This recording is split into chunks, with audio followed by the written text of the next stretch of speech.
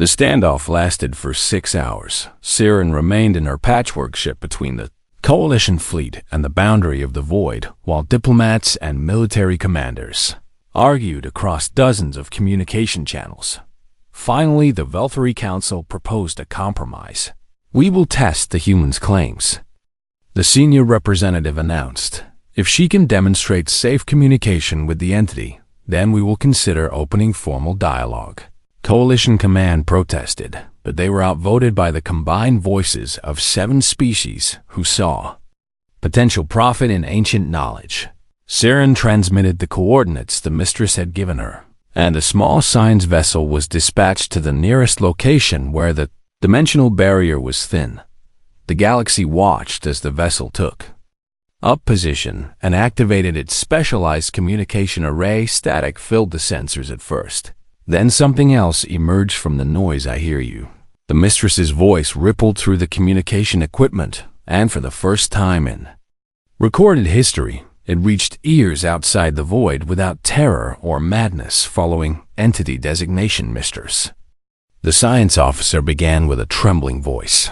"Can you understand us?" "I understand, and I have understood for longer than your species has existed, and I simply had no way to speak without driving you mad. The dimensional barrier allows safe communication," Siren explained from her ship.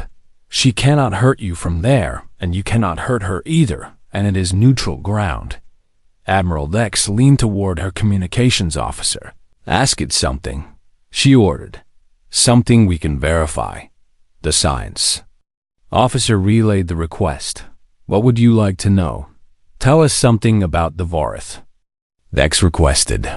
"The species that vanished 800 years ago. The Vorith were my last visitors before the human, and they were scientists seeking to understand my nature, and they died because they could not stop being afraid. That tells you us nothing new.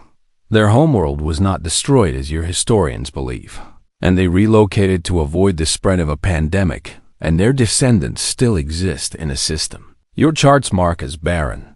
The Velthury representative immediately began cross-referencing the claim with ancient records. The coordinates she provides match with unexplained energy signatures we have detected for centuries. They reported with amazement. "We dismiss them as natural phenomena. I have watched your galaxy for eons, and I remember what you have forgotten, and I know where your lost species went, and I know the locations of resources you have never discovered.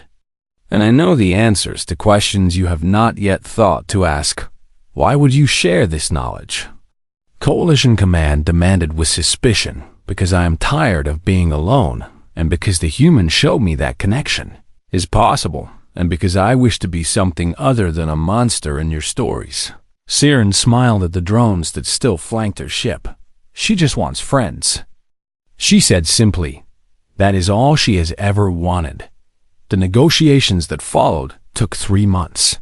Representatives from every major power traveled to the communication points and spoke with the Mistress and slowly began to understand what Siren had learned in just 7 days. The ancient entity was not evil or malicious or hungry for destruction. She was simply different and alone and shaped by millennia of being treated as bees. Something to fear. The Velthury established the first permanent communication station, and soon other species followed.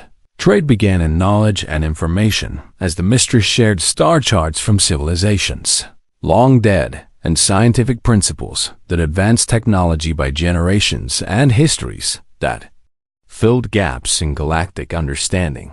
In exchange, visitors brought her something she valued far more: conversation, stories and jokes and gossip, and the simple casual interaction that she had been denied for so long. Siren became an ambassador of sorts. She visited the communication stations regularly and spoke with the Mistress for hours about nothing in particular, and the ancient being seemed to treasure these meaningless exchanges more than any valuable information.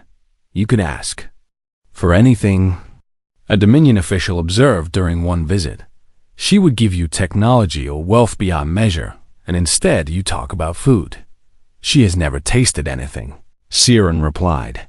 She experiences the universe through dimensions I cannot perceive, but she has never known the simple pleasure of a good meal, and I'm describing it for her.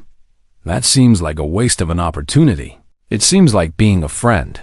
1 year after her emergence from the void, Siren received an unusual request. The Galactic Council had decided to establish a permanent presence within the Petiens. The Galactic Council had decided to establish a permanent presence within the void itself, and they needed someone to oversee the construction of a station that would exist in the Mistress's domain. They want me to go back, Siren told the Mistress during their regular conversation. You do not have to, and you have already done more than anyone could ask, and you have given me something. I never thought I would have. I want to, Siren admitted. I missed you. You missed the darkness and the cold and the isolation. I miss my friend. The Mistress was silent for a long moment. You would live in my domain. Someone has to be the first permanent resident, Siren replied. And I figure I already know the neighborhood. The station would need to be specially constructed, and you would need life support systems I can help design, and I would need you to stop listing obstacles and say yes. Siren interrupted. Yes, the station was completed 6 months later. It hung in the darkness of the void like a small star, and its lights pushed back the shadows. Just enough to make the space feel almost welcoming. Siren stood at the main viewport on the day of the official opening and watched as the first diplomatic vessels entered the void without fear. The Mistress manifested beside her in a form that had become almost familiar over the past year. I still do not understand. Understand? What? Why you chose this, and why you keep choosing this, and you could live anywhere in the galaxy. And instead, you live here with me. Siren reached out and let her fingers brush against the darkness. Because you needed someone, she said. And I was there, and that was enough. It should not be that simple. The best things usually are. The Mistress watched as more ships entered her domain, and as beings who had once seen her as a monster now approached with curiosity and cautious hope. The humans have a reputation for being reckless. We do. I am beginning to think the galaxy misunderstands the word. Siren laughed, and the sound echoed through the station and out into the void where an ancient lonely being heard it and felt something she had almost forgotten was possible. She felt happy, and in the darkness between dimensions, the mistress of the void reached out to the galaxy, not with terror, but with welcome, because one reckless human had decided that monsters were just friends who had been alone too long. The forbiddens became familiar. The feared became family. And the void that had swallowed civilizations became a bridge between worlds. All because someone had chosen to listen instead of scream. Outside the forbidden's void, the galaxy had been watching. The Valkyrie Council had convened emergency sessions to discuss the anomaly, and the Dominion military had repositioned 3 carrier groups to the boundary and news networks across 12 systems broadcast continuous updates about the human who had drifted into certain death. No one expected her to survive when the monitoring stations detected movement within the void on the 7th day. The reaction was immediate panic. Something is approaching the boundary, a Krethian sensor operator reported with barely contained terror. Multiple objects moving in formation. Admiral Lex of the Dominion 3rd Fleet studied the readings with cold calculation. The Mistress does not release her prey, she observed. This must be some new threat emerging from that cursed region. Should we open fire? Her tactical officer asked. Not yet, and not until we identify what we are facing. The objects emerged from the darkness one by one. First came a patchwork vessel that looked like it had been assembled from a dozen different ships with hull plates from Vorth, exploration craft and engine components from Krethian, freighters and navigation systems from species that no longer existed. At its helm, visible through a jury-rigged viewport, sat a human woman who looked exhausted but very much alive. This is Kang Siren of the cargo vessel Drifting Merchant. Her voice crackled through the communication channels. I have a message from the Mistress of the Void, and I suggest you listen carefully. The alien fleets erupted in chaos. She survived, the Valkyrie representative stammered. No one has ever survived. Human vessel, you will hold position and prepare for boarding, Admiral Dex commanded. You have been contaminated by the entity and must be quarantined. I am not contaminated, Siren replied calmly. I am delivering a message, and the message is that the Mistress is not what you think she is. Behind her ship, the other objects from the void spread out in a protective formation, and sensors identified them as automated drones constructed from the same salvaged debris that had rebuilt her vessel. Those machines are controlled by the entity, the tactical officer warned. They are escorts, Siren corrected. She wanted to make sure I reached you safely, and she was worried you might shoot first and ask questions never. Admiral Dex considered her options while her fleet waited for orders. You claim to speak for the Mistress. I claim to speak for someone who has been alone and misunderstood for longer than your species has existed, Siren replied. And I claim that everything you think you know about her is wrong. She has killed thousands, the Valkyrie representative interjected. She has watched thousands die, Siren corrected. There is a difference, and the difference matters. Before Dex could respond, a new contact appeared on long-range sensors. The Coalition Defense Force had arrived with enough firepower to sterilize a planet. Dominion vessels, this is Coalition Command, a harsh voice announced. We are here to neutralize the threat that has emerged from the Forbidden Void and stand aside or be classified as hostile. The only threat here is your trigger happiness. Siren transmitted. The Mistress is not attacking anyone. The entity must be destroyed, Coalition Command replied. For the safety of all civilized species. Siren watched the massive warships take up attack positions around the boundary of the void. She is watching, you know, Siren said. She sees everything that happens in her domain and right. Now she sees a fleet preparing to attack the only place she can exist. Good, Coalition Command responded. Let the monster know fear for once. She already knows fear, Siren replied quietly. She has known nothing but fear for millions of years. And the fear of everyone who entered her home, and the fear that she would be alone forever, and the fear that even if someone finally understood her, they would be killed before they could tell anyone else. Her words hung in the silence between the fleets. I am not asking you to trust her, Siren continued. I am asking you to trust me, and I am a cargo runner from a species you all consider reckless and foolish. And I am telling you that I spent 7 days in the void, and I was not harmed. You were corrupted. Coalition Command insisted I was befriended. The Valkyrie representative made a sound that their translators could not process. Human Siren, they said slowly. You claim the Mistress of the Void befriended you. I claim that she is lonely, Siren replied. I claim that she has been reaching out to every ship that enters, hoping someone will understand, and I claim that everyone dies of terror before she can explain herself. I claim that I listened, and I claim that she just wants to not be alone anymore. Admiral Dex leaned forward in her command chair. Even if what you say is true, what do you expect us to do? And we cannot enter the void without dying, apparently. You do not have to enter, Siren said. She shared information with me about locations where the barrier between dimensions is thin enough for safe communication, and you can talk to her without ever risking the void itself. And why would we want to talk to an entity that has terrorized our species for millennia? Because she has knowledge that predates every civilization in this galaxy, Siren answered. Because she has watched species rise and fall for eons, and she remembers everything. And because she is willing to share what she knows if anyone is willing to listen. The Coalition fleet began powering weapons. "This is obviously a trap," Coalition Command declared. "The entity is using this human as a puppet to lure more victims."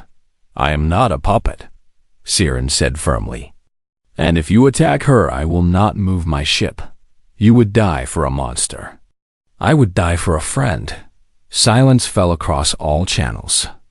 As the fleets processed the implications, a human was willing to sacrifice herself to protect something that every species in the galaxy had learned to fear since before they developed. Space Travel Admiral Dex made a decision. Coalition Command, "This is Admiral Dex of the Dominion Third Fleet," she announced. "I am ordering my vessels to hold fire, and I am requesting that you stand down." "On what authority?" "On the authority of common sense," Dex replied. "If the entity wanted to destroy us, it has had millennia to do so, and it has remained in its void, causing harm to no one who did not enter willingly or by accident, and I see no reason to provoke a conflict we cannot win." The Coalition fleet hesitated. Furthermore, Dex continued, "The human is correct about one thing, and if we destroy this entity, we destroy whatever knowledge she possesses, and that knowledge may be invaluable. You are being manipulated." Coalition Command insisted. "Perhaps," Dex acknowledged. "But I am choosing to believe that the small, reckless human in the salvaged ship knows something we do not, and I am choosing to listen before I shoot." Siren allowed herself to breathe. Again, behind her the drones from the void shifted slightly, and she could feel the Mistress watching through them. The ancient being, who had been alone for so long, was about to find out if the galaxy could learn to see her as something other than a monster, and a human cargo runner was standing between her and destruction simply because someone had to. On the fourth day, the Mistress finally showed herself. Siren had fallen asleep in the cockpit, wrapped in thermal blankets because the heating systems were failing faster than she could repair them. She woke to find that she was no longer alone. The being before her defied easy description, and Siren's brain struggled to process what her eyes were seeing. The Mistress existed as a shifting mass of darkness and light that folded through dimensions Siren could not perceive, and her form suggested something that might once have been vaguely humanoid, but had long since evolved beyond such limitations. "You are not screaming. You are not attacking me," Siren replied while rubbing sleep from her eyes. "Should I be screaming? Most species cannot look at me without their minds fracturing, and you are staring at me with mild curiosity." Siren studied the entity before her with genuine interest. "You are actually quite beautiful," she said, "in a way I cannot really explain because I do not think my language has words for what you are." The Mistress flickered with something that might have been surprise. "You find me beautiful. The patterns you make when you move," Siren explained. "They remind me of the aurora on my homeworld, and my mother used to take me outside to watch them when I was small." "No one has ever compared me to something they loved. What do they usually compare you to?" "Death and destruction and the end of all things, and they call me monster and demon and abomination." The Mistress drifted closer, and her form rippled with colors that existed outside the normal spectrum. "I was not always this way. Tell me." Siren said, "I was once like you, and I do not mean human, but I mean mortal and limited, and part of a species that lived and loved and died." "What happened?" The Mistress contracted into herself briefly, and Siren sensed pain in the gesture. "My people were scientists and explorers, and we sought to understand the fundamental nature of reality itself. And we built devices that could pierce the barriers between dimensions, and we thought we were so clever. Something went wrong." Siren guessed. Something went very wrong, and our experiments tore a hole in the fabric of space, and the void poured through, and my people fled in terror. But I was caught in the center of the phenomenon. The Mistress expanded again and filled the cockpit with her presence. The void did not kill me, and instead it transformed me, and it made me part of itself, and I became the living heart of this emptiness between realities. How long ago was this? Before your species existed and before most current species existed, and I have watched civilizations rise and fall while I drifted here alone. Siren reached out her hand toward the Mistress without really thinking about what she was doing. The darkness recoiled briefly and then slowly drifted closer. What are you doing? I do not know. Siren admitted.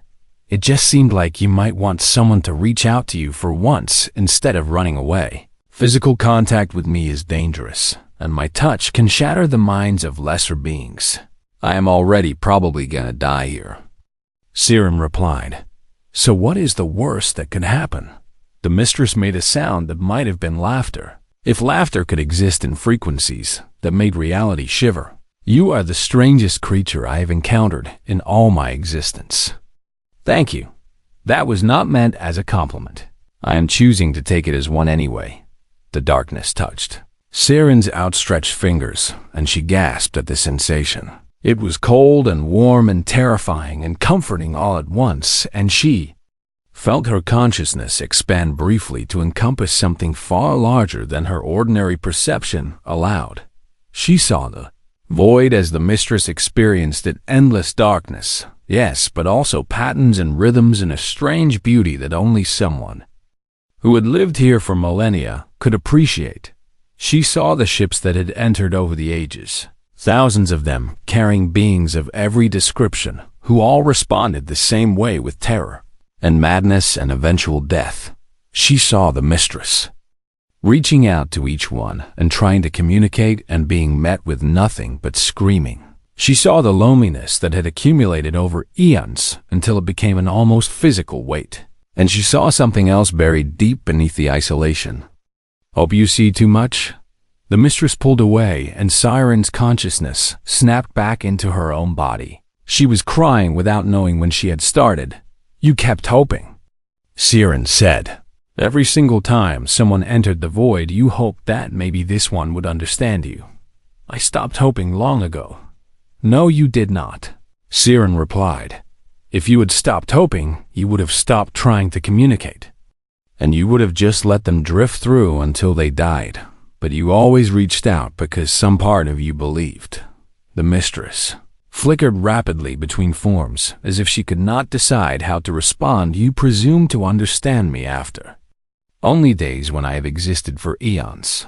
I understand loneliness, Siren said simply, and I understand what it means to reach out and have no one reach back, and I understand the kind of hurt that comes from being seen as something monstrous when you just want to connect. You are mortal, and you will die, and even if you survive somehow, you will eventually age and cease to exist, and I will remain here alone. So, teach me how to help you. Siren replied, Before I die, or age, or cease to exist, let me do something that matters. Why would you want to help me? Siren smiled at the ancient being who had terrified galaxies.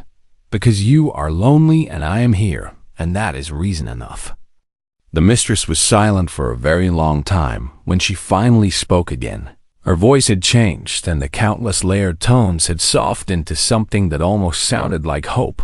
There may be a way. Siren leaned forward with interest. The void is a barrier between dimensions, and I am bound to it. But there are places where the barrier is thin, and if someone were to travel to those places from outside, they could communicate with you. Siren finished, without entering the void itself.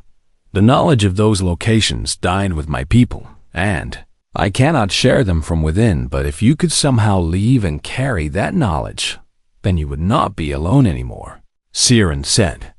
People could talk to you without risking death. It is a foolish hope. Maybe, Siren admitted, but I have become quite fond of foolish hopes recently. The Mistress drifted closer again, and this time when the darkness touched Siren, she felt information flooding into her mind, coordinates and frequencies and the scientific principles that could allow safe communication across the dimensional barrier. I need to survive first, Siren said, once the transfer was complete. Yes. Any ideas about that? The Mistress made that strange laughing sound again. I may have been collecting useful debris for approximately 800 years, and your ship is not the first to carry. Interesting cargo. For the first time since entering the void, Siren felt genuine hope bloom in her chest. And in the darkness, the Mistress felt something she had almost forgotten existed. She felt like she had made a friend. The whispers started on what Siren estimated was her second day in the void. She could not be certain about the time because her instruments had stopped functioning in any reliable way, and the chronometer kept displaying numbers that made no sense. Sometimes it showed dates from centuries ago, and sometimes it showed dates that had not happened yet, and sometimes it simply displayed symbols that did not exist in any language. She knew the whispers came from everywhere and nowhere at once. They slithered through the ventilation ducts and crawled across the hull and pressed against her eardrums with words she could almost understand. "I cannot hear you properly," Siren announced to the darkness. "You need to speak up or use a frequency my ears can actually process." The whispers shifted in pitch and suddenly resolved into something clearer. "Why are you not afraid?" The voice was not singular but layered, with countless tones speaking in perfect unison. Siren considered the question while she checked her remaining water supply. "Fear requires energy," she replied, "and I need to conserve my resources for more practical concerns like not dying of dehydration. All who enter feel fear, and all who enter scream and beg and weep until they break." "That sounds exhausting," Siren observed. "For you and for them." She floated through the corridor toward the cargo bay, where she had stored the emergency supplies. The shadows followed her like curious animals. "You speak to me as if I am ordinary. I do not know what you are," Siren admitted. "So I do not know what would be ordinary for you, and I am just treating you the way I would treat anyone else." The pressure in her skull intensified briefly, and she winced at the sensation. "I am the Mistress of the Void, and I am the end of all who trespass, and I am the darkness between stars that devours hope." Siren pulled herself into the cargo bay and began sorting through the medical supplies she had been hauling. "Those are very impressive titles," she said. "Do you have a name, though, or just descriptions?" Silence answered her for a long moment. "No one has ever asked that. First time for everything?" Siren replied while counting nutrition packs. "I am Kang Siren, by the way, and I haul cargo for a living, and my ship broke at the worst possible time." She found a datapad that still held some charge and accessed the ship logs that previous travelers had uploaded to the vessel over the years. One file caught her attention because it was labeled with symbols similar to what she had seen on her malfunctioning chronometer. "What is this?" she murmured while opening it. The screen flickered and displayed fragmented records from an expedition that had entered the void approximately 800 years ago. Do not read that. Siren continued reading anyway. The expedition had been a scientific mission from a species called the Varth, who had sought to study the phenomenon that other civilizations simply avoided. Their logs described initial observations of spatial anomalies and electromagnetic disturbances. And then, tone shifted dramatically. "I told you not to read that." The entries became increasingly erratic as the expedition members reported hallucinations and paranoia and the sensation of being watched by something vast and hungry. "They thought you were hunting them." Siren said. "I was not hunting." "What were you doing then?" The shadows in the cargo bay contracted and expanded like something breathing. "I was trying to communicate." Siren looked up from the datapad and stared into the darkness. "And they were too scared to understand you. They always are, and every vessel that enters my domain brings only terror, and I reach out to them and they break, and I try to explain and they scream, and eventually they simply stop functioning." "How long have you been alone here?" Siren asked. "I do not know, and time moves strangely in the void, and I stopped counting after the first million cycles." Siren set down the datapad and pulled her knees to her chest in the zero gravity. "That is a very long time to be alone. I am the Mistress of the Void. and I do not experience loneliness, of course not. Siren said gently, but if you did experience loneliness, it would make sense given your circumstances. The whispers fell silent for a while. Siren continued her inventory and made notes about her supplies and calculated how long she could survive if she rationed carefully. Why do you plan for survival? Because giving up seems rude, Siren replied, and because I still have things I want to do and places I want to see. You cannot leave the void, and no one ever leaves. Maybe, Siren acknowledged, but I do not know that for certain, and neither do you apparently, since everyone else apparently dies of fear before you can figure out what happens next. You are strange. I get that a lot. Siren admitted. She found a small heating unit among the cargo and activated it, because the cold was becoming genuinely uncomfortable. The shadows gathered around the warmth like moths around a flame. You can feel that, Siren observed with surprise. I feel everything in my domain, and every vibration and every pulse of energy and every thought. My thoughts too. Your thoughts are unusual, and they do not spiral into panic like the others, and they remain focused and practical and strangely warm. Siren smiled at the darkness. My mother used to say I was too stubborn to feel fear properly, and she meant it as a criticism, but I always took it as a compliment. Tell me about your mother. The request surprised Siren, and she floated in silence for a moment while she considered how to respond. She was a teacher, Siren finally said. She taught children on a colony world, and she believed that knowledge was more important than fear, and she died when I was 17 during an outbreak that the medical supplies arrived too late to stop. And now you carry medical supplies. Now I carry medical supplies, Siren confirmed, because I never want another colony to wait too long for help.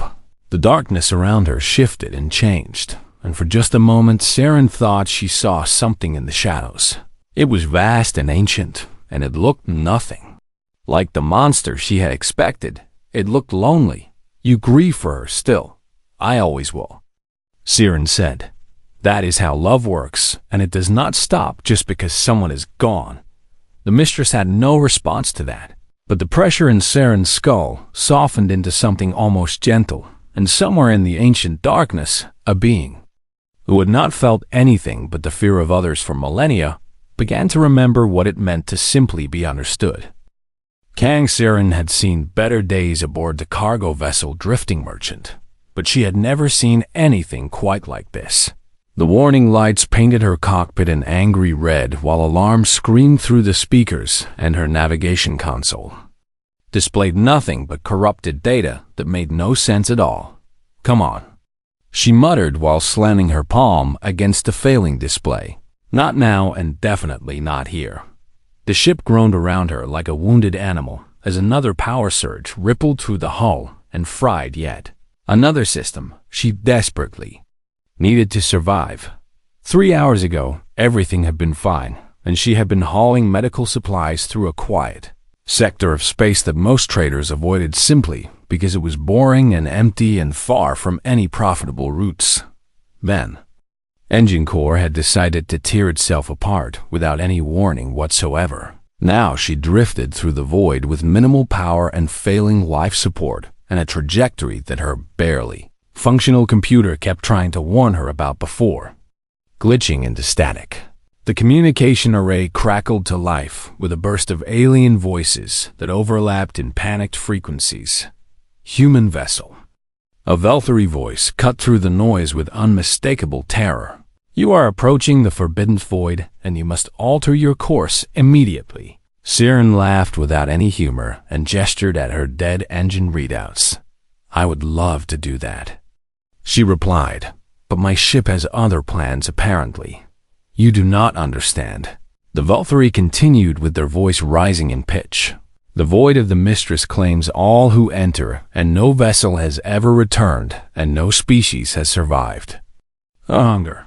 Another voice joined the channel, and this one belonged to a Krethian trader she recognized from the last station. Human Siren, the Krethian pleaded.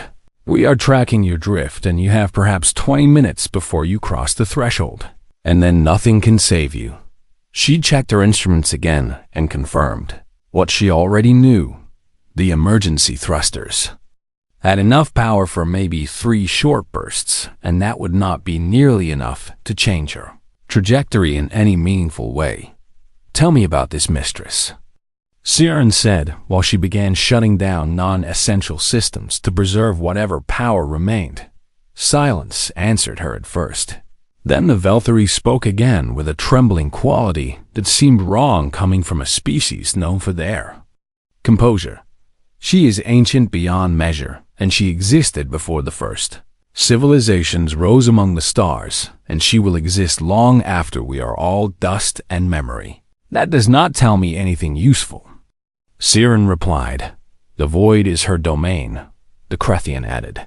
"And all who enter belong to her, and she feeds on fear, and she feeds on sanity, and she feeds on life itself until nothing remains but empty husks drifting through her darkness."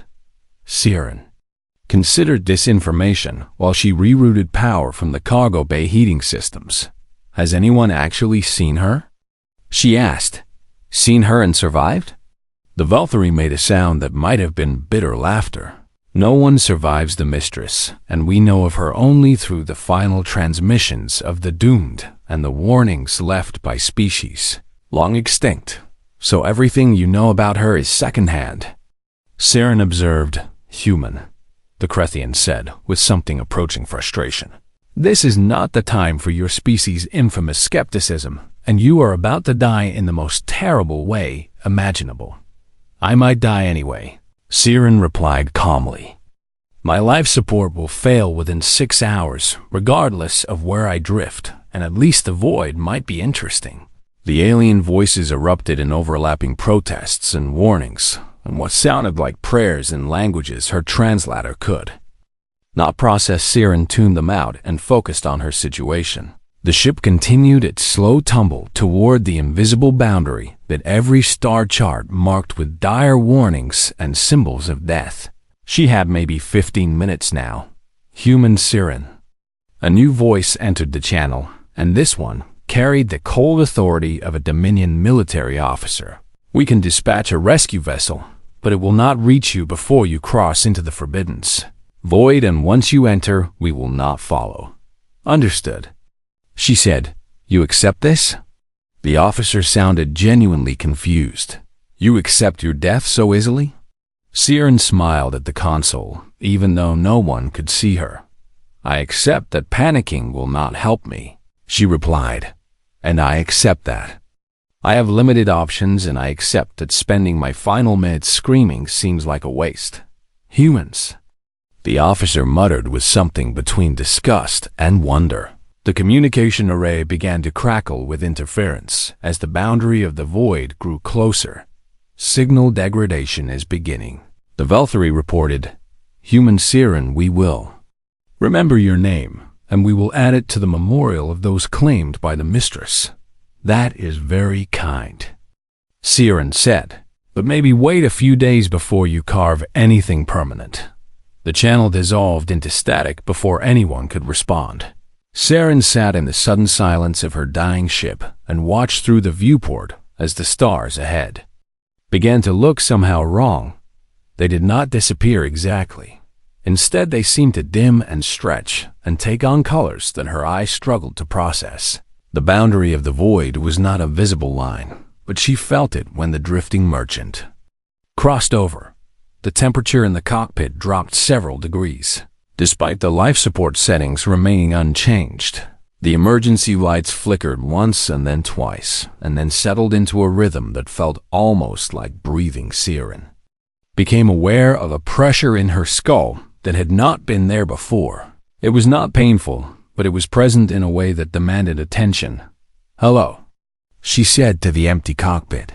"I am guessing you are the Mistress everyone keeps warning me about." No response came, but the pressure shifted slightly as if something vast and incomprehensible had turned its attention toward her. "I did not mean to intrude," Siren continued in a conversational tone. "My ship broke down and gravity did the rest, and I am basically just a very unfortunate guest.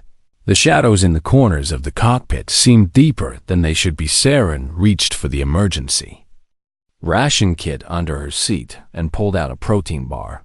"I do not know if you eat," she said while unwrapping it, "but I am going to have dinner now, and you are welcome to join me if you want." She took a bite and chewed slowly while the darkness watched. The stars outside her viewport had vanished entirely now, and she drifted through absolute blackness with only the dim glow of her failing instruments for company. Somewhere in that darkness, something ancient stirred, and for the first time in millennia, it felt something other than the terror of its prey. It felt curiosity.